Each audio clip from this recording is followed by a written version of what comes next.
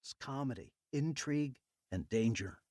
It's equal parts The Last Tycoon and Horatio Alger, except this story is real. Joe and Nick's is an immigrant story about two guys who not only achieved the American dream in spades, but also helped sell that dream around the world. Hell, somebody should make a movie out of this. Terrence Winter, writer, The Sopranos, Boardwalk Empire, The Wolf of Wall Street. Introduction. Some compelling facts about the Schenck brothers. Joseph and Nicholas Schenck were the most powerful brothers in Hollywood history, more than twice as powerful as the Warner brothers. In fact, it has been estimated that the Schencks were the most powerful brothers in any industry.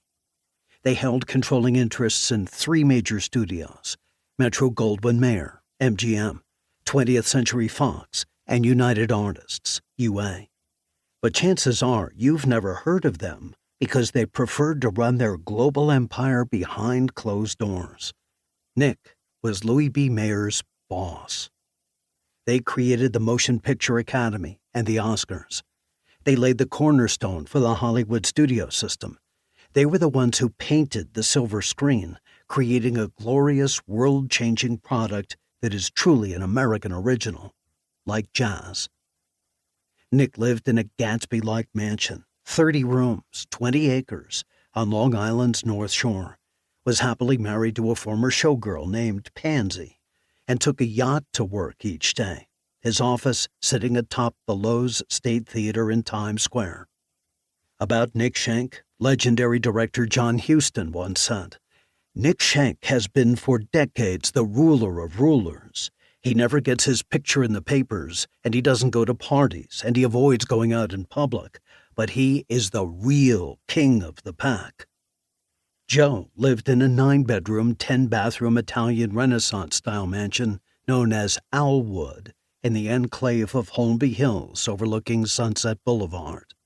It was there that, after a failed marriage to Norma Talmadge, he lived the life of a swinging bachelor, becoming in 1947 Marilyn Monroe's mentor and special friend.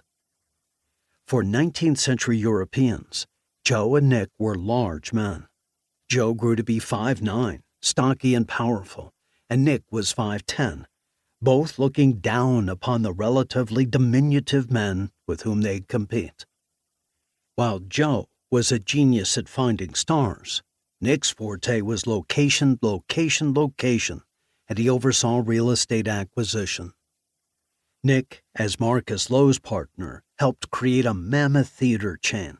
Many of the venues extravagant palaces, like the Loew's King's Theater on Flatbush Avenue in Brooklyn. Joe joined what is today known as the Mile High Club very early in aviation history. He and actress-singer Lily DeMita might not have been a mile up, but they were up. Joe did 4 months and 5 days in the Fed pen for tax evasion. One of his deductions involved a ménage à trois, but was quickly released after allowing the USO to use one of his houses in Palm Springs. Everyone thought MGM studio head Louis B. Mayer was a dictatorial leader, the boss of bosses, but those closest to him knew that he made no decisions without first checking with New York, and that meant Nick. When silent film star Roscoe Fatty Arbuckle was arrested for the alleged sex crime death of a starlet, Joe paid his legal bills. Joe was silent film legend Buster Keaton's first producer and best friend. If you took the star power of Adam Sandler, Will Ferrell, Seth Rogen, Kevin Hart, and Zach Galifianakis and put them into a blender, you would still not match the comic brilliance and influence of Buster Keaton. Not only was Keaton a major influence on the aforementioned celebrities, he completely changed physical comedy and performed some of the most innovative and dangerous stunts all by himself, even more dangerous than many of the stunts Tom Cruise does with the benefit of modern rigging and technology. Luckily for us, all of Keaton's feature films for Joe Schenck are on YouTube. Start with The General. You'll be amazed. Keaton and Joe Schenck were lifelong friends. The men married sisters, film star Norma and her lesbian